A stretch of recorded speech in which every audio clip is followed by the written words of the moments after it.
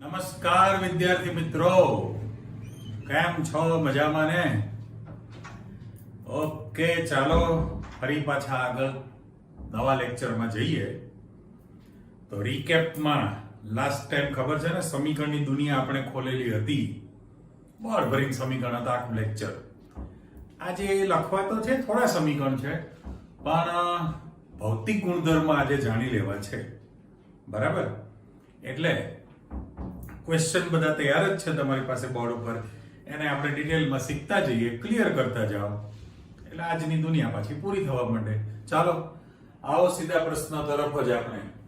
તો અહીંયા આગળ પહેલો ક્વેશ્ચન મૂકેલો છે, C' x બંધની ધ્રુવીયતા વિશેની જાણકારી છે. એટલે એકચ્યુઅલી જે C' x બંધ વિશે નોંધ લખો, આ આપણો પ્રશ્ન છે. બરાબર? ધ્રુવીય પ્રકૃતિ આપણે સમજવાના છીએ. પછીનો ક્વેશ્ચન છે કે હેલાઇડ સંયોજનો જો કોમન છે, એટલે હેલો આલ્કેન માટે પણ સાચું છે, હેલો એરેન માટે પણ સાચું છે. એ લોકોના ગલન બિંદુ અને ઉત્કલન બિંદુની તમારે ચર્ચા કરવાની છે. એટલે એકચ્યુઅલી ફિઝિકલ પ્રોપર્ટી જ કહેવાય, ભૌતિક ગુણધર્મ જ એના તૈયાર થયા. અને સામે ફરી પાછો પ્રશ્ન છે કે ભાઈ એમાં હેલો આલ્કેન ની ઘનતા, ડેન્સિટી અને દ્રાવ્યતા, સોલ્યુબિલિટી પાણીમાં, એના વિશેની ચર્ચા કરો. એટલે એકચ્યુઅલી તમારી પાસે 4 ટોપિક તૈયાર થયા ભૌતિક ગુણધર્મ માટે. બરાબર ને?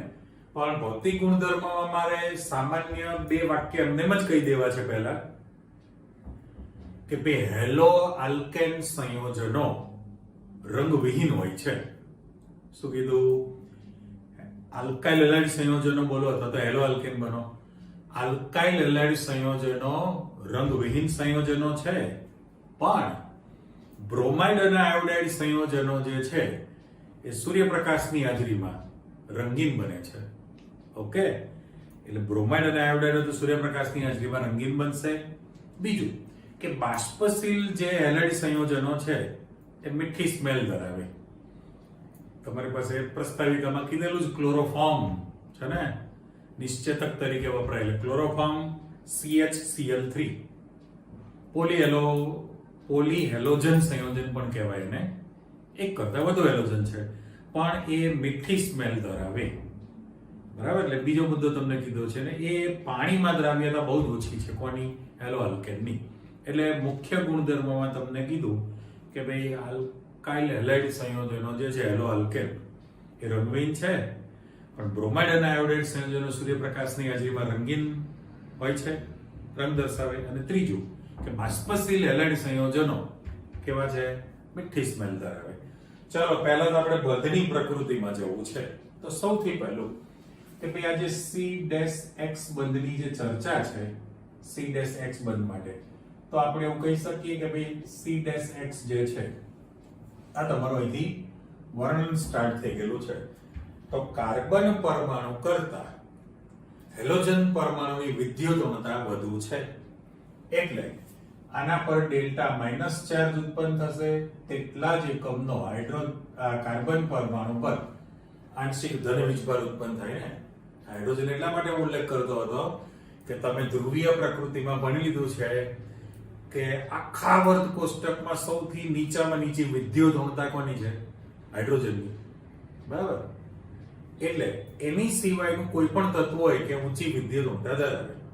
હવે જો હાઇડ્રોજન સાથે ઇલેક્ટ્રોનની ભાગીદારી કરીને સહસંયોજક બંધ બનાવે, તો બંધનું ઇલેક્ટ્રોન યુગ્મ અન્ય પરમાણુ ખેંચી જાય, આકર્ષે, એના તરફ ખસવાનું છે. એટલે એના પર આંશિક ઋણ વીજભાર ઉત્પન્ન થશે. તેટલા જ એકમનો હાઇડ્રોજન પર આંશિક ધન વીજભાર ઉત્પન્ન થાય. એટલે આપણું 11મા ધોરણથી વાક્ય તૈયાર હતું, સનાતન સત્ય લીધી કે ભાઈ સહસંયોજક બંધમાં હાઇડ્રોજન પરમાણુ દેખાય તો એના પર પ્લસ ડેલ્ટા ચાર્જ હોય જ, એટલે ધ્રુવીય પ્રકૃતિ ઉદ્ભવે. કરેક્ટ? પણ અત્યારે બીજું પણ સ્ટેટમેન્ટ હતું તમારી પાસે જેનો ઉપયોગ કરીએ છીએ કે ભાઈ 2 અલગ અલગ તત્વો છે, તો જેનો પરમાણુ ક્રમાંક વધુ હોય એની વિદ્યુતણતા ઊંચી હોવાની ને. તો કાર્બન 6 નંબર છે ને હેલોજન તત્વ X તરીકે ક્લોરીન, ક્લોરીન, બ્રોમિન, આયોડિન લઈ લો. બરાબર? તો અહીંયા આગળ chlorine 9 number, chlorine 17 number, bromine 35 number, iodine 53 number. તો એના કરતા વિદ્યુત ઋણતા વધુ છે, એટલે C' બંધમાં હેલોજન પરમાણુની વિદ્યુત ઋણતા કાર્બન પરમાણુ કરતા વધુ છે, માટે હેલોજન પરમાણુ પર આંશિક ઋણ વિદ્યુત ભાર ઉત્પન્ન થાય અને તેટલા જ એકમનો કાર્બન પર આંશિક ધન વીજભાર ઉત્પન્ન થશે. એનો અર્થ એવો થયો કે જે C' બંધ જે છે, C' બંધ એ ધ્રુવીય પ્રકૃતિ ધરાવે છે. ધ્રુવીય પ્રકૃતિ તમારી પાસે ઉત્પન્ન થઈ ગયેલી કહેવાય. અને એ ધ્રુવીય પ્રકૃતિ હોવાને કારણે એની જે બંધ લંબાઈ, બંધ એન્થાલ્પી અને દ્વિધ્રુવીય ચાકમાત્રા એના મૂલ્યમાં તમને ફેરબદલી જોવા મળે. હવે માની લો કે તમે એક જ C'(x) ની જ વાત કરીએ છીએ આપણે, તો પરિસ્થિતિ કેવી થવાની છે? અહીંથી તમારી પાસે વાક્ય રચના જુઓ કે ભાઈ C'(f) થી શરૂ કરીને C' I તરફ જતા, ચલો મેં આ હેડિંગ તરીકે શબ્દ પહેલા મૂકી જ દીધો છે, એ બ્લોક કરી દો કે પહેલું જે સભ્ય છે એ C'(f) થી C' I તરફ જતા એ લોકોની તમારી પાસે બંધ લંબાઈ શું થવાની છે? બંધ લંબાઈ જે છે એ વધે. આપણે એક શબ્દ એ મૂકી દીધો, બંધ લંબાઈ જો વધે છે તો એના કારણે તમારી પાસે મારે બંધ એન્થાલ્પી એવો શબ્દ લખવો છે અને દ્વિધ્રુવીય ચાકમાત્રા, દ્વિધ્રુવ ચાકમાત્રા. ઓકે, તો એના જે મૂલ્યો છે એ બંનેના મૂલ્યની અંદર શું થવાનું છે? ઘટાડો થશે. એટલે અહીંયા શબ્દ ઘટે શબ્દ કરી દીધેલું છે અને પેલામાં વધે છે. તો એના માટે પર્ટિક્યુલર આપણે એવું કહી શકીએ, માની લો કે સભ્ય લઈ લો ને કે દાખલા તરીકે હું CH3F લખું, પછી CH3Cl લખું, CH3Br લખીએ અને CH3I લખીએ. ઓકે, તો સમાન આલ્કાઇલ હેલાઇડ થયું કહેવાય ને, કારણ કે એમાં કાર્બનની સંખ્યા સરખી છે, તો એને ક્લોરોમિથેન, ક્લોરોમિથેન, બ્રોમોમિથેન, આયોડોમિથેન શબ્દ કહેવાય. પણ એમાં સમૂહમાં ઉપરથી નીચે તરફ જશો તમે તો પરમાણુનું કદ જે છે મોટું થતું જાય કે નહીં? કદ વધશે. ગુજરાતીમાં લખાણ છે, આપણે ચિત્રમાં સમજૂતી મૂકેલી છે કે ભાઈ સમૂહમાં હેલોજન સમૂહ છે, એમાં ઉપરથી નીચે તરફ જશો તો તમારી પાસે પરમાણુનું કદ વધે છે. એટલે શોર્ટમાં લખું, પરમાણુ કદ વધે છે. કોનું? હેલોજન તત્વનું. એટલે પરિસ્થિતિ કેવી થવાની છે? તો કે C'(x) જે બંધ લંબાઈ છે, કેન્દ્ર વચ્ચેનું અંતર, એ બંધ લંબાઈનું મૂલ્ય તમારી પાસે વધવાનું છે. બંધ લંબાઈ જે છે એ તમારી પાસે વધે છે. હવે એના આંકડા આપેલા છે કે ગોખવાની જરૂર નથી, આ તો જસ્ટ આપણે લખીએ કે ભાઈ C'(x) છે તો એની બંધ લંબાઈ તમારી પાસે 139 pm માં આપેલી છે. 139 pm અને 1.39 લખી નાખો તો એંગસ્ટ્રોમ થઈ જાય ને. 39 નું 78 કરો એટલે 178 pm છે. 178 pm આના માટે લખેલો છે. ત્યાર પછી તમારી પાસે ત્રીજી જે બંધ લંબાઈ છે એ વધવાની છે, વધતો ક્રમ છે ને. 39 છે ઊંધો આંકડો કરી નાખો એટલે 193 કરવું પડશે. 193 યાદ રાખો, સરળ. અને છેલ્લે આયોડિન માટે દાખલા તરીકે લખાણ આપવું હોય તો પેલો સાબુ આવે છે, સાબુનો 215 નંબર છે, 215 નંબરનો સાબુ. એવું અહીંયા એક ઓછું કરો એટલે 214 pm છે. એટલે આ બધી ટેકનિકો યાદ રાખવા માટે. આ તો ખાલી મેં કહ્યું એ પ્રમાણે કે તમારી પાસે પરમાણુનું કદ વધશે તો પરમાણુની ત્રિજ્યા તમારી પાસે, પરમાણુનું કદ વધવાનું છે, હેલોજન પરમાણુ, પરમાણુની ત્રિજ્યા વધવાની છે, તો બંધ લંબાઈ જે છે C'(x), C'(f), C'(cl), C'(br), C'(i) તમારી પાસે બંધ લંબાઈ પણ વધવાની છે. આંકડો કીધો કે 139 ફ્લોરિન હોય તો, ક્લોરિન હોય તો 39 દુ 78, 178. એના પછી 39 ઊંધો આંકડો 93 કર્યો છે અને છેલ્લે 214 નંબર તમે મૂકી દો છો. એટલે બંધ લંબાઈ વધે છે તો તમારે બંધને તોડવા માટે ખર્ચાતી શક્તિ, જેને તમે બંધ એન્થાલ્પી, બંધ ઉર્જા કહો છો ને, તો બંધ એન્થાલ્પી નું મૂલ્ય જે છે ક્રમશઃ ઘટવાનું છે. અને દ્વિધ્રુવીય ચાકમાત્રા જે છે એનું મૂલ્ય પણ તમારી પાસે ઘટે, બરાબર. પણ એમાં પર્ટિક્યુલર આપણે આમાં તૂટક લાવ મૂકી દઉં છું. આમાં જે દ્વિધ્રુવીય ચાકમાત્રા છે કોની, ક્લોરાઇડ માટે, એ અપવાદ છે, એટલે એમાં એકમાં તમારી પાસે આંકડો વધુ જોવા મળશે, બરાબર. એટલે પેલું જે બંધ તોડવા માટે જે ઊર્જા ખર્ચાવાની છે એ તો બંધ એન્થાલ્પીનું મૂલ્ય તો ક્રમશઃ ઘટવાનું છે. અચ્છા, દ્વિધ્રુવીય ચાકમાત્રા પણ ઘટવાની છે કે બંધ લંબાઈ પર આધાર રાખે ને. મ્યુ બરાબર શું હતું સૂત્ર? દ્વિધ્રુવીય 11મા ધોરણનું સૂત્ર યાદ કરો ભાઈ, કે દ્વિધ્રુવીય ચાકમાત્રા મ્યુ બરાબર q ઇન્ટુ સ્મોલ d હતું ને. q એટલે પરમાણુ પરનો વીજભાર છે, કુલમમાં હોય, ESU એકમમાં હોઈ શકે, અને d એટલે બે ના કેન્દ્ર વચ્ચેનું અંતર, એટલે બંધ લંબાઈ છે. તો બંધ લંબાઈ તમારી વધતી જવાની છે, તો એના કારણે તમારી પાસે દ્વિધ્રુવીય ચાકમાત્રાનું મૂલ્ય પણ શું થવાનું છે? ઘટે. પણ અપવાદની અંદર ક્લોરીન હોય તો દ્વિધ્રુવીય ચાકમાત્રા વધે છે, એકમાં વધારો થાય. જવાબદાર એની પર્ટિક્યુલર વિદ્યુતઋણતા છે. ઓકે, એટલે આ તમારી પાસે ટૂંકું ટચ એટલું જ કે બંધ ધ્રુવીય છે. ધ્રુવીય પ્રકૃતિ જે છે એ બંધની જે પ્રબળતા નો જે તમે ક્રમ લો, બંધની પ્રબળતા, તો ફ્લોરાઇડ જે છે, માની લો કે આના માટે આપણે લિસ્ટ પ્રમાણે લખવું હોય નીચે ફરીથી, તો એવું લખી શકાય ભાઈ C-F છે, C-Cl છે, C-Br છે અને C-I. ઓકે, તો બંધની જે ધ્રુવીયતા છે એ બંધની ધ્રુવીયતા શું થવાની છે? ક્લોરીનની વિદ્યુત ઊર્જા સૌથી વધુ ઉપરથી નીચે તરફ જાય તો વિદ્યુત ઊર્જાનું મૂલ્ય ઘટે. તો દ્વિધ્રુવીય પ્રકૃતિ છે એ પણ માં ઘટાડો થાય. તો C-F બંધની પ્રબળતા ઘટતી જાય. તો આ સૌથી વધુ પ્રબળ, એનથી ઓછું, આ ક્રમ આપણે મૂકી દીધો, બરાબર. આ સૌથી વધુ પ્રબળ, એનથી ઓછું, ઘટાડાનો ક્રમ, અને ઉલટું લખો તો વધારાનો ક્રમ તમારી પાસે બની ગયો કહેવાય. ઓકે, ચાલો નવા ટોપિકમાં જાઓ કે ભાઈ હેલાઇડ સંયોજનોના ગલન બિંદુ અને ઉત્કલન બિંદુની ચર્ચા કરવી છે. ગલન બિંદુ અને ઉત્કલન બિંદુ. તો સૌથી પહેલું તમે એવું કહી શકો કે ભાઈ હેલાઇડ સંયોજનોમાં C-X બંધ જે છે એક તો ધ્રુવીય પ્રકૃતિ ધરાવે છે. ઓકે, એટલે મારે ડેલ્ટા માઇનસ લખવું છે, ડેલ્ટા પ્લસ સિમ્બોલ તમે વાપરી દીધો. તો ધ્રુવીય પ્રકૃતિ ધરાવે છે હેલાઇડ સંયોજનમાં, બરાબર. એટલે બંધ પોતે કેવો છે? ધ્રુવીય. ધ્રુવીય બંધ હોવાને કારણે એમના અણુઓ વચ્ચે દ્વિધ્રુવ આકર્ષણ બળ લાગશે. અને બીજું જે તમારી પાસે વાન ડર વાલ્સ આકર્ષણ બળ પણ લાગવાનું છે, વાન ડર વાલ્સ. આ બંને પ્રકારના જે છે, આ બંને પ્રકારના મારે શબ્દ કયા લખવાના છે? આકર્ષણ બળ ખરા ને. તો એ આકર્ષણ બળ વધુ પ્રવર્તે છે, રાઈટ.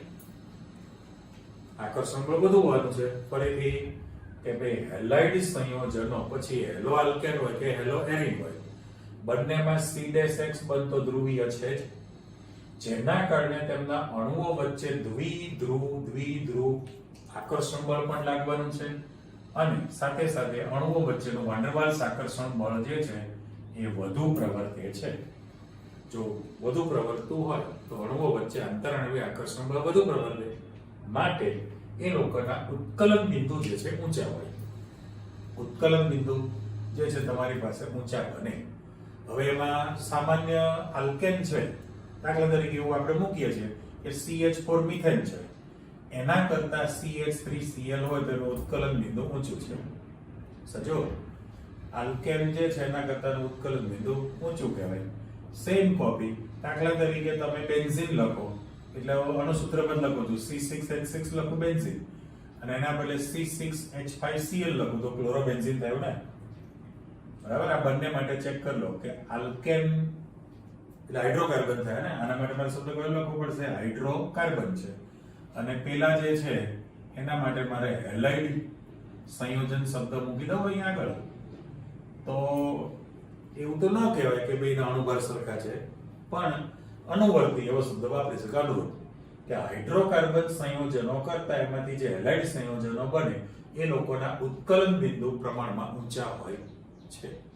એક સાપેક્ષમાં જો તમારે વાત કરવી હોય તો આમાં ઉપરનો જે ટોપિક છે ચેક કરો કે ભાઈ જેમ જેમ તમારી પાસે હેલોજન પરમાણુ જે છે હેલોજન પરમાણુ એનો પરમાણુ ક્રમાંક વધે છે ને, આપણે પરમાણુ ક્રમાંક લખવો હોય તો જો સાઈડમાં લખું છું કે fluorine 9 number, chlorine 17 number, bromine 35 number ને આયોડિન 53 નંબર છે 53 એસટીડી. તો રેડિયોએક્ટિવ છે એટલે આપણે એને ગણતરીમાં લેતા નથી. તો ઉત્કલન બિંદુ માટે તમે હજુ એવું કહી શકો કે સમાન આલ્કાઇલ હેલાઇડ છે ને, સમાન આલ્કાઇલ હેલાઇડ એમાં જો હેલોજન પરમાણુનું કદ વધે તો પણ ઉત્કલન બિંદુ વધવાનું છે. સાચું? કેમ તો કે એનું સંપર્ક સપાટીનું ક્ષેત્રફળ વધે, આંતરાણવીય આકર્ષણ બળ વધવાનું છે તો ઉત્કલન બિંદુ પણ વધશે.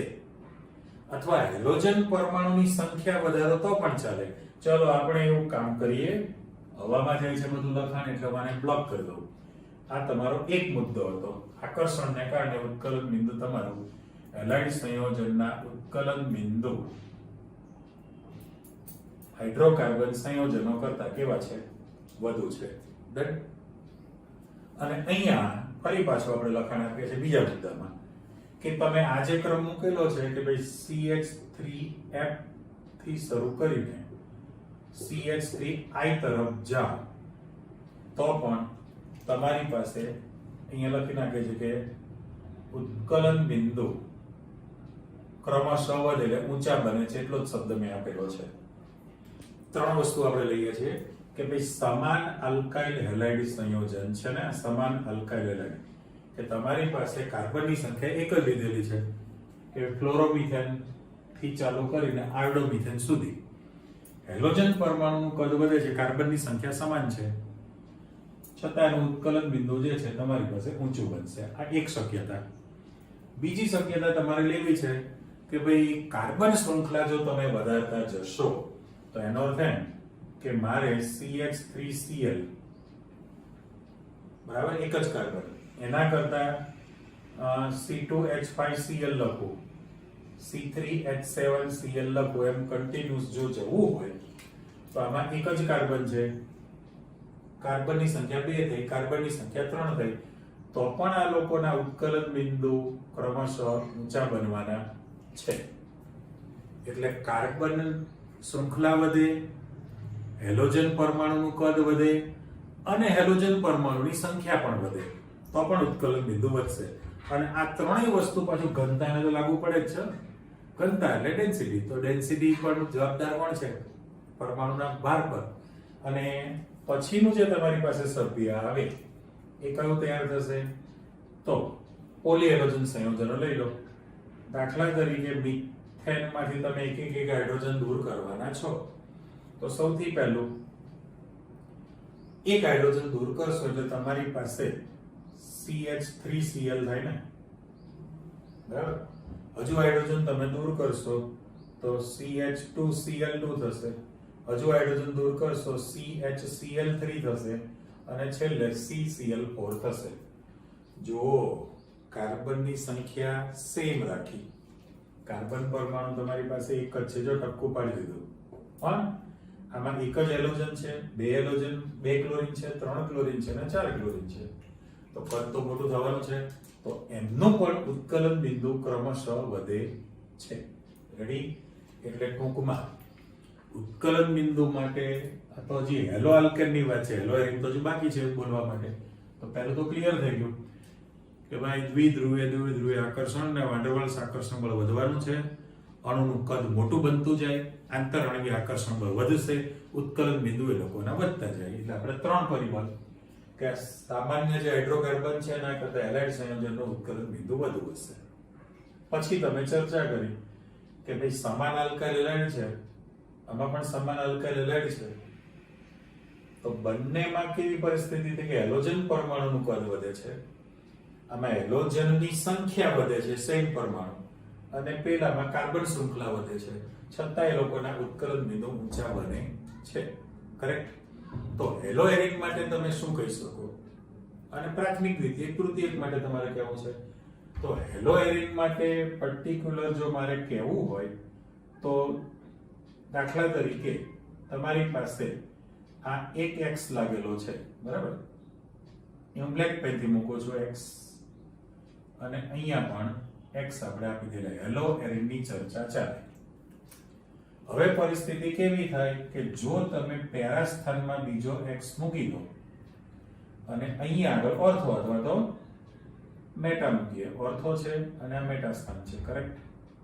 તો આ લોકોના જે ઉત્કલન બિંદુનો જે ક્રમ છે, ઉત્કલન બિંદુ, ગલન બિંદુ, તો પહેલામાં પહેલું કે અત્યારે આ 1:2 નું પ્રમાણ છે, 1:3 નું પ્રમાણ છે અને 1:4 નું પ્રમાણ છે. આપણે પ્રમાણ લખ્યું. ઓકે, તો આ જે સમઘટક બન્યો છે, પેરા સમઘટક તૈયાર થયો કહેવાય. આ મેટા સમઘટક છે અને ઓર્થો છે. Ortho meta para, ortho meta para, એ રીતનો શબ્દ મૂકેલો છે. તો એમની અંદર આ લોકોના ઉત્કલન બિંદુ લગભગ સમાન છે, પણ ગલન બિંદુ જે છે પેરા સમઘટકનું સૌથી વધુ છે. પેરા સમઘટક છે એનું ગલન બિંદુ જે છે એ આના કરતા વધુ હોય છે. ઓર્થો અને પેરા નિપજ કરતા, સોરી, ઓર્થો અને મેટા નિપજ કરતા પેરા નિપજ જે છે એનું ગલન બિંદુ ઊંચું હોય. એનું રીઝન એટલા માટે કે પેરા સ્થાનમાં જે તમે ગોઠવણી કરી છે હેલોજનની, એ સિમેટ્રિકલ, સમમિત ગોઠવણી થઈ કહેવાય. એટલે જ્યારે એનો સ્ફટિક લેટાઈસ બને ત્યારે એની અંદર એકદમ વ્યવસ્થિત ગોઠવણી થવાની છે, બરાબર? સારા પ્રકારની ગોઠવણી થઈ. ગોઠવણી જો વ્યવસ્થિત થતી હોય તો પછી એમાંથી ઝડપી અણુ છૂટા પડી શકે નહીં. એટલે એનું ગલન બિંદુ પાછું કેવું છે? વધુ છે. ઉત્કલન બિંદુના આંકડા લગભગ પાસ એટલે નજીકના છે, પણ ઓર્થો અને મેટા કરતા પેરાનું ગલન બિંદુ ઊંચું હોય. એ તમને સ્વતંત્ર પ્રશ્ન પણ પૂછે છે. હવે સમઘટકમાં જવું છે, પ્રાથમિક, દ્વિતીયક અને તૃતીયક, જે 11મા ધોરણનો ટોપિક છે. એટલે અહીંથી આપણે જે બીજો મુદ્દો મૂકીએ છીએ કે ભાઈ સમાન કાર્બન લઈ લો. ચલો આને બ્લોક કરી દો એટલે તમે મિક્સ ન કરતા. સમાન કાર્બન લેવું છે. ધારો કે તમે 4 કાર્બન વાળું સભ્ય લઈ લો, તો CnH2n +1, તો 4 2 8 + 1 9, અને આપણે અહીંયા Cl મૂકી દઈએ. તો એના તમારી પાસે સમઘટક કેટલા બનાવશો? 3 સમઘટક બનાવવાના છો. પહેલું, બીજું અને ત્રીજું. ચલો, પહેલું જે મારે લખવું છે સાવ સિમ્પલ, સરળ, 1 2 3 4 અને Cl. નામ પછી આપણે લખીએ છીએ. ચાલો, આના માટે લખશો તો 1 2 3 નીચે Cl અને 4. આના માટે લખશો તો 1 2 3 નીચે Cl અને આ 4 છે. લખાણ ગુજરાતીમાં છે, હું ચિત્રમાં સમજૂતી આપું છું એટલે ચેક કરજો. સૌથી પહેલું કે તમારી પાસે જે હેલોજન તત્વ ગોઠવાનું છે એ સરળ શૃંખલામાં છે. મકાન નંબર પણ જો આપણે આપી દઈએ તો 1 2 3 4. આમાં તમારે 1 2 3 4. આમાં એ ત્યાંથી જ રાખો, પણ બગડો આમથી લખો તો પણ બગડો વચ્ચે જ રહેશે. પાડી દો નામ હવે આનું. તો આનું નામ નોર્મલ બ્યુટાઇલ ક્લોરાઇડ લખાશે. નોર્મલ બ્યુટાઇલ ક્લોરાઇડ છે, કરેક્ટ? ત્યારે આનું નામ તમારી પાસે 2 ક્લોરો બ્યુટેન થઈ જશે. કાર્બનની સંખ્યા 4 બધામાં છે. હાઇડ્રોજન 3 2 પાત્ર સાથે 9, 3 3 6 2 8 ને 9, 3 કેરી 9. અણુસૂત્ર બધાનું સરખું થયું અને બધામાં ક્લોરીનનો પરમાણુ તમે મૂકેલો છે, પણ આનું નામ પણ લીધું છે 2 ક્લોરો 2 મિથાઇલ પ્રોપેન કહેશો ને. 2 ક્લોરો 2 મિથાઇલ અને પ્રોપેન. ચલો, આપણે એનામાં આપી દીધું. તો પહેલું જે સભ્ય લખેલું છે એ તમારી પાસે પ્રાથમિક 10 છે. ચલો અહીં લખી, ઉપર લખી નાખીએ. આ પ્રાથમિક હેલો આલ્કેન અથવા આલ્કાઇલ હેલાઇડ છે. આ તમારી પાસે દ્વિતીયક આલ્કાઇલ હેલાઇડ છે, અને આ જે બનશે તૃતીયક આલ્કાઇલ હેલાઇડ છે. તો પ્રાથમિકનું જે ચિત્ર છે પ્રાથમિક માટે, એના માટે દાખલા તરીકે મારે આમ રાઉન્ડ મૂકવો હોય તૂટક તો એનો આકાર કેપ્સ્યુલ આકાર છે. ત્યારે એની સાપેક્ષમાં દ્વિતીયક કે તૃતીયક લેશો ત્યારે શાખા બનવાની છે ને, શાખામાં સીએલ છે. અહીંયા મૂકશો તો શાખા તમારી છે જ. પરિસ્થિતિ કેવી થવાની છે કે જે આની બાજુમાં તમે એ જ આકારનો બીજો અણુ મૂકો. ધારો કે હવે સમજો, હું ખાસ ચિત્ર મૂકું છું કે તમે દાખલા તરીકે નોર્મલ બ્યુટાઇલ ક્લોરાઇડનો જ બાજુમાં અણુ મૂકેલો છે. અહીંયા હું એવો જ અણુ પાછો મૂકું છું. જો આ શાખા વાળો, અને અહીંયા પણ આમ નીચે જાય છે, ફૂટબોલ આકાર નીચે સુધી આમ જશે. હવે મારે બ્લેક પેન છે એને ખાલી એટલું જ કરી દેવાનું છે કે આ લાઇનિંગ કાઢી નાખું તો પ્રાથમિકમાં બે અણુ વચ્ચેનું અંતર, બે અણુ વચ્ચેનું જે અંતર છે તમારી પાસે આણ્વીય અંતર આટલું ગણાય. એની બદલે દ્વિતીયકમાં તમે જોશો તો આણ્વીય અંતર આટલું ગણાશે, અને તૃતીયકમાં જો તમે જોશો તો અહીંથી આમ નીચે સુધી જવાનું છે તો આણ્વીય અંતર, એટલે ઉલટું છે ભાઈ. અણુનું ઉપશાખા હોવાને કારણે અણુઓ વચ્ચેનું આંતર આણ્વીય અંતર વધે છે. આંતર આણ્વીય અંતર શું થયું? વધ્યું. જેના કારણે અણુઓ વચ્ચેનું આંતર આણ્વીય આકર્ષણ બળ ઘટે, માટે એનું ઉત્કલન બિંદુ નીચું બનશે. એટલે અહીંયા જો તમે મૂકશો કે પ્રાથમિક નોર્મલ બ્યુટાઇલ ક્લોરાઇડ છે એનું ઉત્કલન બિંદુ સૌથી વધુ હોય, એની સાપેક્ષમાં 2-ક્લોરોબ્યુટાનનું ઓછું છે, અને સૌથી ઓછું ઉત્કલન બિંદુ કોનું થાય? 2-ક્લોરો-2-મિથાઇલ પ્રોપેનનું છે. એટલે ટૂંકો ટચ કોઈ પણ સમઘટકીય પ્રાથમિક, દ્વિતીયક અને તૃતીયક ના ઉત્કલન બિંદુનો ઉતરતો ક્રમ થવાનો છે, ઘટાડો થાય. ઓકે, એટલે આ તમે જે ચર્ચા કરી એ ઉત્કલન બિંદુ, ગલન બિંદુ વિશેની માહિતી આપી. આ બધું પ્યોર ગુજરાતીમાં પાઠ્યપુસ્તકમાં લખેલું છે. મેં તમને ચિત્ર દોરીને સમજૂતી આપી છે. આ જ વસ્તુ આલ્કોહોલ માટે પણ ફરીવાર આવશે, ત્યારે પણ યાદ કરજો કે આપણે ભણ્યા હતા.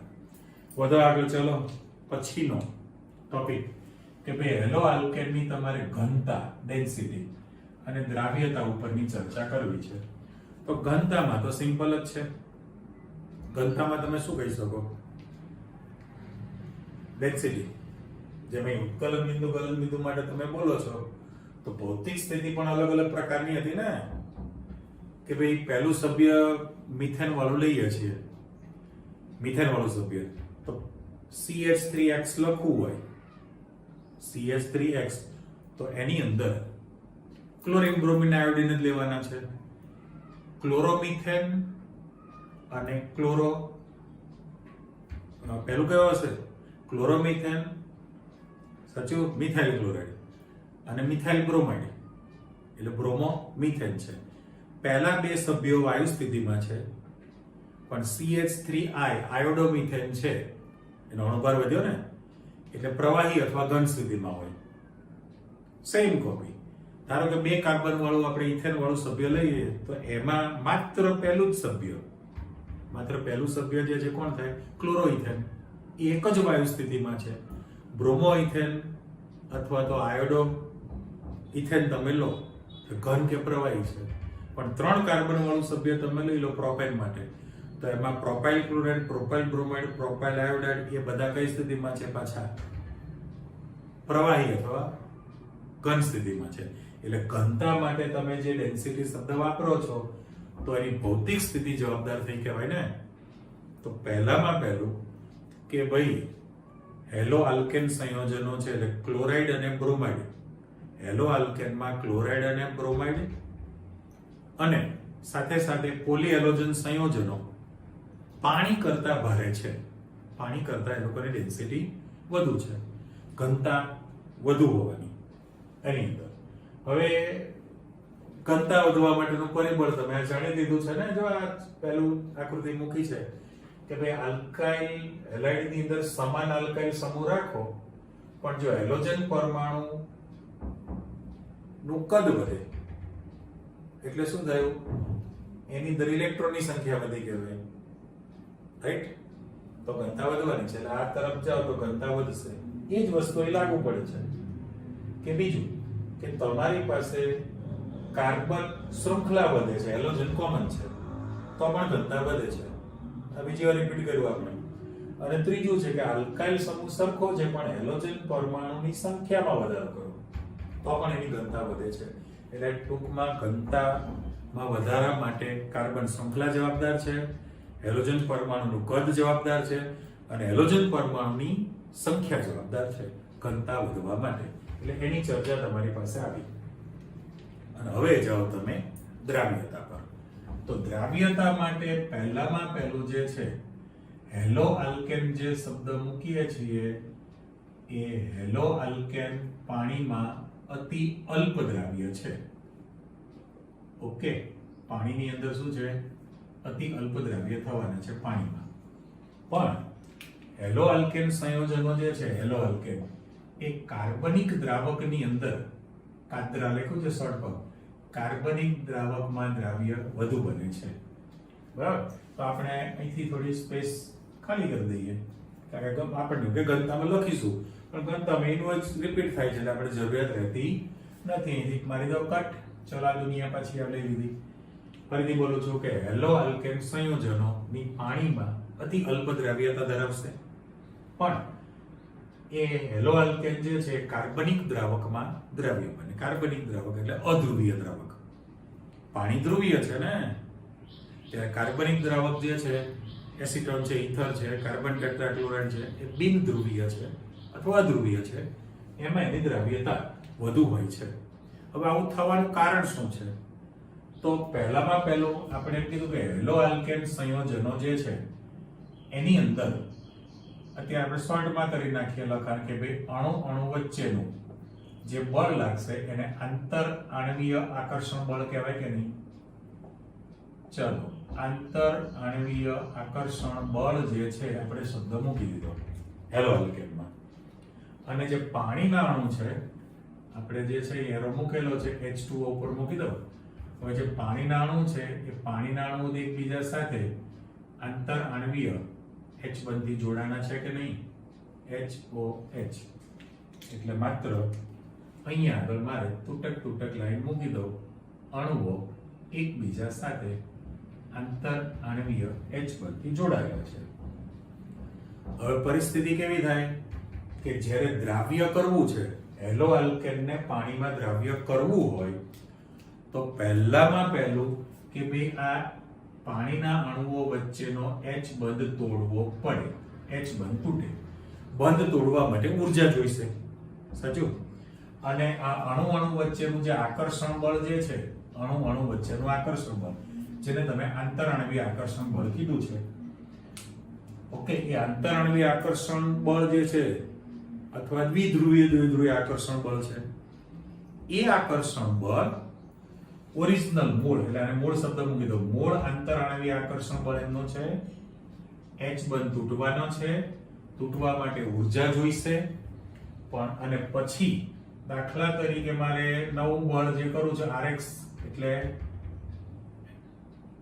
હેલો આલ્કેન છે અને પાણીનો જે અણુ છે એટલે અત્યારે હું આ રીતે લખી નાખું. ચાલો, તો આપણે એ આ રેડ પેનથી મૂકેલું છે, વિરુદ્ધ વીજભાર છે એટલે મારે અહીંયા આગળ આકર્ષણ બળ તો લગાવવું પડશે ને. તો આ નવા પ્રકારનું બળ થયું કહેવાય. આંતરઆણ્વીય આકર્ષણ બળ જે મૂળ હતું એ કેટલું છે બળ, અને પાણી વચ્ચેનું જે આંતરઆણ્વીય H બંધ જે છે જ એ H બંધને તોડવાનો છે તો એને જરૂરી ઊર્જા જોઈએ. ઊર્જા ક્યાંથી મળે? તો કે જ્યારે હેલો આલ્કેનનો અણુ પાણીના અણુ સાથે આકર્ષણ બળ ધરાવે એની સાથે જોડાવા માટે પ્રયત્ન કરે, બરાબર, તો ઊર્જા ઉત્પન્ન થાય. એ ઊર્જા H બંધને તોડવા માટે વપરાતી હોય પણ એની મૂળ ઊર્જાને લગભગ સમાન મૂલ્ય ધરાવતું હોય છે. એટલા માટે હેલો આલ્કેન જે છે પાણીમાં અતિ અલ્પ દ્રાવ્યતા ધરાવે છે. કરેક્ટ? ત્યારે એથી ઉલટું થયું કે કાર્બનિક દ્રાવકમાં શા માટે દ્રાવ્ય બને છે? તો એનું કારણ એટલા માટે કે મૂળ જે આકર્ષણ બળ હોય એના કરતા કાર્બનિક દ્રાવકના અણુઓ વચ્ચેનું આકર્ષણ બળ વધુ રહેતું હોય, વધુ ઊર્જા મુક્ત થતી હોય, તોડવા માટે કોમ્પન્સેટ થઈ શકે. એટલે દ્રાવ્યતા માટે પણ તમને ચર્ચા આ પ્રકારની થઈ કહેવાય. દ્રાવ્યતા વધે છે કાર્બનિક દ્રાવકમાં. ક્લિયર? એટલે આપણે મોટા ભાગની ચર્ચા ભૌતિક ગુણધર્મમાં કરી નાખી છે. ઓકે, હવે તમે જોશો સમીકરણ વાળો પ્રશ્ન પાછો આવી ગયો. લાસ્ટ ટાઈમ તમે હેલો આલ્કેન સંયોજનની બનાવટ કરેલી હતી. અત્યારે તમારી પાસે હેલો એરિન સંયોજનોની બનાવટ મેં હેડિંગ આપી દીધું છે. એમાં બે છે. પહેલું હાઇડ્રોકાર્બન માંથી હેલો એરિન લાવવું છે, જે આપણું 11મા ધોરણનું સમીકરણ. કયું? બેન્ઝીનનું હેલોજિનેશન. બેન્ઝીનનું ક્લોરિનેશન બ્રોમિનેશન કરો તો ક્લોરોબેન્ઝીન બ્રોમોબેન્ઝીન બને. સેમ કોપી ટોલ્યુઇન છે. ટોલ્યુઇનનું ક્લોરિનેશન બ્રોમિનેશન કરો હેલોજિનેશન તો પણ હેલાઇડ સંયોજન બને, પણ હેલો એરિન કહેવાય ને. અને આ જે છે અલગ ક્વેશ્ચન તરીકે એમાઇન સંયોજનોમાંથી તમારે લાવવું છે. પણ આ પ્રશ્ન અગત્યનો એ આપણું જે ચેપ્ટર છે એમાઇન સંયોજનો, એમાં ડિટેલમાં પ્રશ્ન પરીક્ષામાં હોય જ. અને એ સેન્ડ મેયર પ્રક્રિયા શબ્દ મૂકેલો છે. સેન્ડ મેયર, બરાબર? સેન્ડ એટલે મોકલો, મેયર એટલે નગરપતિ, એવું ગુજરાતી નથી કરવાનું. એ સેન્ડ મેયર પ્રક્રિયા છે. હવે અહીંયા આગળ હાઇડ્રોકાર્બનમાંથી જે તમારે બનાવવું છે તો બંને રીતે થઈ શકે ને. દાખલા તરીકે તમે અહીંયા આગળ આ બેન્ઝીન મૂકેલું છે. ઓકે, બેન્ઝીનની બે શક્યતા, આયર્ન ધાતુની હાજરી રાખો તો પણ ચાલે, અથવા તો FeX3 ફેરિક ક્લોરાઇડ હોય પણ આપણે FeX3 મૂકીએ છીએ, જનરલ સમીકરણ છે. બંને ઉદ્દીપક તરીકે રાખેલું છે. FeCl3 રાખો ફેરિક ક્લોરાઇડ તો ક્લોરિનેશન માટે વપરાય, અને FeBr3 રાખો ફેરિક બ્રોમાઇડ તો બ્રોમિનેશન માટે વપરાય. એટલે આપણે અહીંયા આગળ જે છે એ કોમન આયર્ન ધાતુ અથવા તો FeX3 આ બંનેમાંથી કોઈ પણને ઉદ્દીપક તરીકે રાખો, પણ એ લુઈસ એસિડ તરીકે વર્તે છે. કરેક્ટ? એ લુઈસ એસિડ ઉદ્દીપક તરીકે રાખેલા છે. અને એ ચોપડીમાં લખેલું છે અંધારું એટલે ડાર્ક. પણ સાથે સાથે ઓપ્શનમાં મારે શું લખી નાખવું છે કે બેન્ઝીનના બદલે જો તમે રિંગ ઉપર CH3 મૂકી દો તો આ ટોલ્યુઇન બનેલું છે ને. એકમાં જ આપણે બે સમીકરણની માહિતી મૂકી દીધી છે. પાઠ્યપુસ્તકમાં ટોલ્યુઇનનું સમીકરણ છે, પણ મેં તમને બેન્ઝીન એરોમેટિક હાઇડ્રોકાર્બન અને વિસ્થાપિત બેન્ઝીનની નિપજ છે એની જો તમે હેલોજન સાથે પ્રક્રિયા કરશો એટલે અહીંયા X2 મૂકવું પડશે ને. X2 એટલે હેલોજન સાથે તમે પ્રક્રિયા કરવાના છો તો શક્યતા શું છે? એ જ કલર વાપરીએ છીએ. જો તમે બેન્ઝીન રાખશો તો એક હાઇડ્રોજનનું વિસ્થાપન થઈ જશે અને ત્યાં આગળ X લાગી જશે. ચલો એરો જરા લાંબો આપણે આપી દઈએ. જો તમે અહીંયા આગળ એક હાઇડ્રોજનનું વિસ્થાપન કરો તો હેલો એરિન બની ગયું. આનું નામ છે હેલો એરિન સંયોજનો. હવે એની અંદર ક્લોરોબેન્ઝીન બ્રોમોબેન્ઝીન આયોડોબેન્ઝીન ભેળવી શકાય. પણ જો તમે આ ટોલ્યુઇન નિપજ તરીકે રાખેલું હોય CH3 તો મિથાઇલ સમૂહ જે ઓર્થોપેરા નિર્દેશક કહેવાય ને. એટલે જે હેલોજન સમૂહ દાખલ થવાનો છે X2 એ ઓર્થો અને પેરા સ્થાનમાં તમારી પાસે દાખલ થાય. એટલે હું અહીંયા લખાણમાં આપું છું કે તમારી પાસે આ જે ટોલ્યુઇન છે એન્ડ લખી નાખો ને, કારણ કે બંને નિપજ સાથે જ બનવાની છે. એકલી ઓર્થો ન બને, એકલી પેરા બનતી નથી. એટલે દાખલા તરીકે અહીંયા આગળ હું X હેલોજન તત્વ તરીકે આપણે જોડી દીધું છે અને એના બદલે અહીંયા X હેલોજન તત્વ તરીકે જોડી દો. મૂકેલું છે તો એને જનરલ નામમાં ઓર્થો હેલો ટોલ્યુઇન કહી શકાય. અને આને લખો તો પેરા હેલો ટોલ્યુઇન તમે કહી શકો. આ જનરલ સમીકરણ એટલા માટે આપણે લખેલા છે કે 11માં તમે ભણી લીધું છે, બરાબર? આપણે જનરલ ફોર્મ આપી દીધું. હવે એને જરા ચર્ચામાં લઈ લો. ફરીથી જુઓ કે ભાઈ આયર્ન Fe ધાતુ અથવા તો આયર્ન 3 હેલાઇડ Fe+3 છે, એને લુઈસ એસિડ જેવા ઘટકોને ઉદ્દીપક તરીકે રાખો અને એની હેલોજન સાથે જો તમે પ્રક્રિયા કરશો તો અહીંયા હેલો એરિન બનવાનું છે, બરાબર? પણ ચોખવટ છે, ફ્લોરોબેન્ઝીન નહીં બને. કેમ ન બને? તો ફ્લોરિનનું કદ સૌથી નાનું છે, ઊંચી વિદ્યુત ઋણતા છે, પ્રતિક્રિયાત્મકતા વધુ છે, ફ્લોરોબેન્ઝીન મળતું નથી. ઓકે, એ જ વસ્તુ અહીં પણ ફ્લોરો નિપજ નથી બનવાની હોતી. પણ જો તમે ક્લોરીન સાથે પ્રક્રિયા કરો, Cl2 રાખશો તો ક્લોરોબેન્ઝીન બનશે. અહીંયા પણ તમારી પાસે ઓર્થોક્લોરોટોલ્યુએન બોલાય, પેરાક્લોરોટોલ્યુએન બોલી શકાય.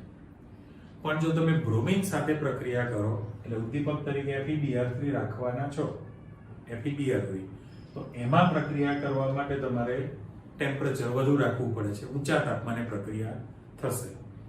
અને આયોડિનની જો તમે પ્રક્રિયા રાખો, ધારો કે I2 રાખશો, મારે અહીં આયોડોબેન્ઝીન રાખવું છે, અહીં આયોડિન લગાડવું હોય તો આ તમને ખબર છે કે ભાઈ હાઇડ્રોકાર્બનની I2 સાથેની જે પ્રક્રિયા હોય પ્રતિવર્તી પ્રક્રિયા છે. કેવી પ્રતિવર્તી પ્રક્રિયા થવાની છે? નંબર 1.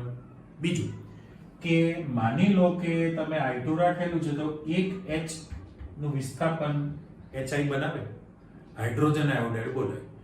હવે એ HI નું ઓક્સિડેશન કરવા માટે તમારે એમાં ઓર્થોફોસ્ફોરિક એસિડ H3PO4 ની હાજરી રાખવી પડે, સાથે સાથે સોડિયમ આયોડાઇડ અથવા પોટેશિયમ આયોડાઇડ પણ રાખવું પડે.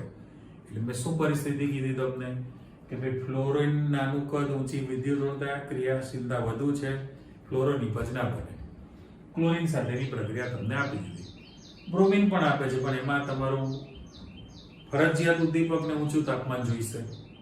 આયોડિનની પ્રક્રિયા પ્રતિવર્તી છે, એટલે વિસ્થાપનથી જે HI દૂર થવાનો છે, HI જે અણુ દૂર થાય એનું ઓક્સિડેશન કરવા માટે ઓર્થોફોસ્ફોરિક એસિડ સાથે રાખેલું સોડિયમ આયોડાઇડ એટલે સોડિયમ હેલાઇડ અને પોટેશિયમ હેલાઇડ રાખવું પડે છે. આ એની મુશ્કેલી કીધી. અને આ જાણો છો કે આ જે આખી પ્રક્રિયા બનેલી છે એને ઇલેક્ટ્રોન અનુરાગી વિસ્થાપનની પ્રક્રિયા કહેવાય ને. એટલે ક્રોસમાં લખું છું, ઇલેક્ટ્રોન અનુરાગી વિસ્થાપન પ્રક્રિયા તમને આપે છે. આ જે તમે પ્રક્રિયા શીખ્યા છો એનું નામ ઇલેક્ટ્રોન અનુરાગી વિસ્થાપન પ્રક્રિયા. રેડી? ચાલો છેલ્લામાં જતા રહો. એમાઇન સંયોજનોમાંથી એ સેન્ડમેયર પ્રક્રિયા નામ તરીકે આપેલું છે. હવે એમાં સમીકરણ જે તૈયાર કરેલું છે એ સમીકરણમાં આપણે એવું કહીએ છીએ કે રિંગ ઉપર NH2, તો આ NH2 જે લખેલું છે એ 1,0 પ્રાથમિક એમાઇન સંયોજન થયો કહેવાય. સાચું કે નહીં? જેમ રિંગ બેન્ઝીન વલયના કાર્બન સાથે જો હેલોજન સમૂહ જોડાય તો એને એરાઇલ હેલાઇડ કહેવાય ને. તો એ રીતે બેન્ઝીન વલયના કાર્બન સાથે NH2 સમૂહ જોડાય તો એને એરાઇલ એમાઇન કહેવાય. પણ RNH2 પ્રાથમિક એમાઇન છે. એટલે પ્રાથમિક એમાઇન સંયોજનને ઠંડા ખનિજ એસિડ, ખનિજ એસિડ એટલે કયો? HCl અથવા H2SO4 છે. પણ હું છૂટું સમીકરણ સમજાવું છું, ચેક કરજો કે તમે HCl ની અંદર રાખેલું છે ઠંડુ, બરાબર, અને એમાં તમારે સોડિયમ નાઇટ્રાઇટ NaNO2 સાથે પ્રક્રિયા કરવાની છે. પણ ટેમ્પરેચર નીચું છે 0 થી 5 ડિગ્રી.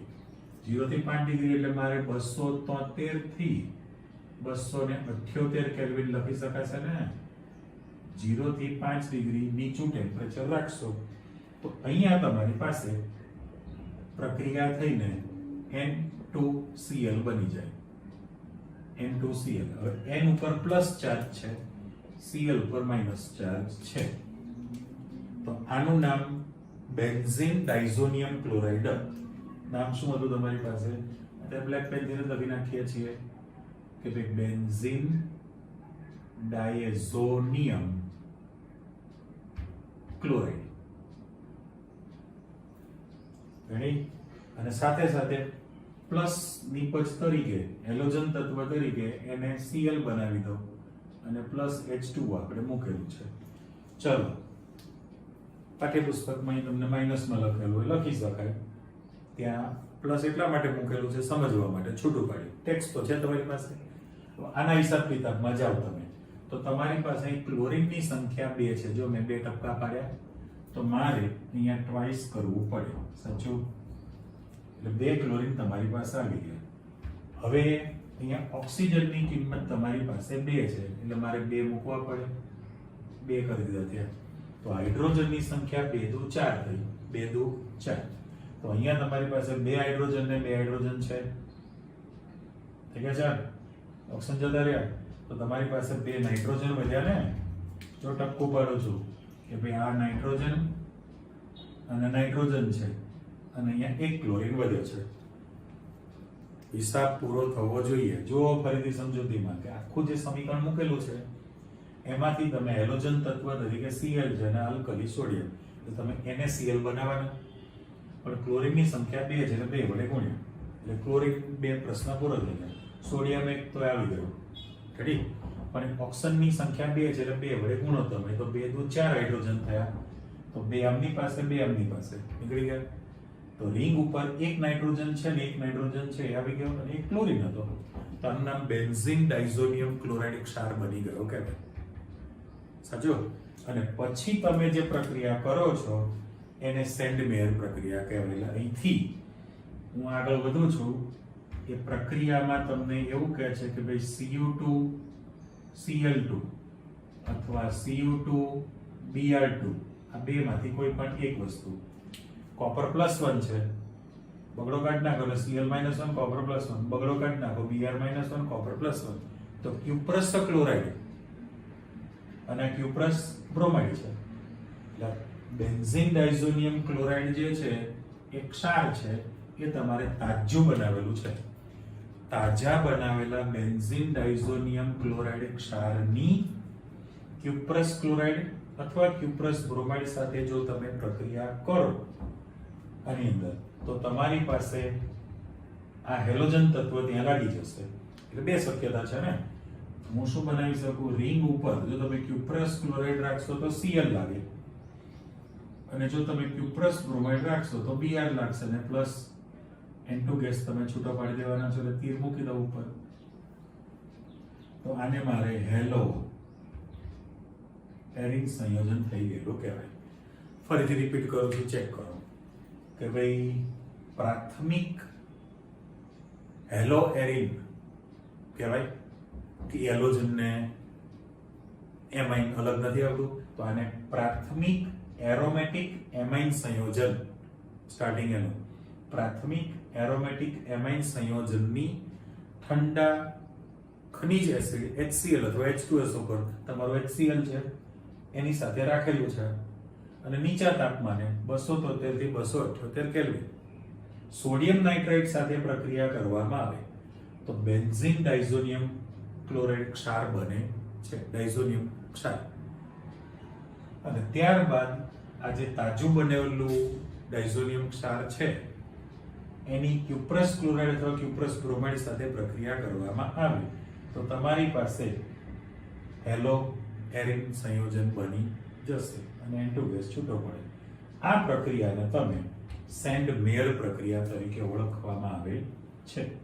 પણ જેવી રીતે Cu2 Cl2 બન્યું, અરે Cu2 Cl2 રાખો એટલે ક્લોરીન લાગે, Cu2 Br રાખશો તો તમારી પાસે બ્રોમિન લાગે ને, બ્રોમિન હોવાને કારણે. પણ Cu2 I2 હોય તો આયોડિન લાગતો નથી. એ સેન્ડ-મેયર પ્રક્રિયા નથી, એ સાદી પ્રક્રિયા છે, અલગ રીતે બનાવવાની. એટલે સેન્ડ-મેયર પ્રક્રિયામાં ક્લોરોબેન્ઝીન અથવા બ્રોમોબેન્ઝીન જ બની શકે. એ શું બન્યું કહેવાય? હેલો એરિન છે. એટલે ટૂંકમાં આપણે હેલો એરિન સંયોજનની બનાવટ 2 રીતે કરી. એક હાઇડ્રોકાર્બન બેન્ઝીન ટોલ્યુઇનમાંથી તમે હેલો એરિન બનાવી દીધા 11માના સમીકરણ. આ નવું છે, અત્યારે આ ચેપ્ટરમાં પણ છે, બરાબર. તમે પછીનું જે ચેપ્ટર છે આલ્કોહોલ ફિનોલ ઇથર, એમાં પણ ફિનોલની બનાવટમાં આવવાની છે અને ઓરિજિનલ એમાઇન સંયોજનમાં તો સેન્ટ-મેયર પ્રક્રિયા છે જ. એટલે આખું સમીકરણ તમને ડિટેલમાં મેં સમજૂતી આપી છે અને આ જે પ્રક્રિયા બની એનું નામ સેન્ટ-મેયર પ્રક્રિયા. રેડી? એટલે આજની તારીખે તમે ભૌતિક ગુણધર્મો પૂરા કરી નાખ્યા દરેક પ્રકારના. એમાંથી SQ MCQ બને છે, અલગ ક્વેશ્ચન આ તો છે જ તમારી પાસે. નેક્સ્ટ ફરી પાછા સમીકરણો લઈને ભેગા થવાના છીએ. ત્યાં સુધી આટલું તૈયાર કરી નાખો, બરાબર. મળીએ પાછા. આવજો, બાય.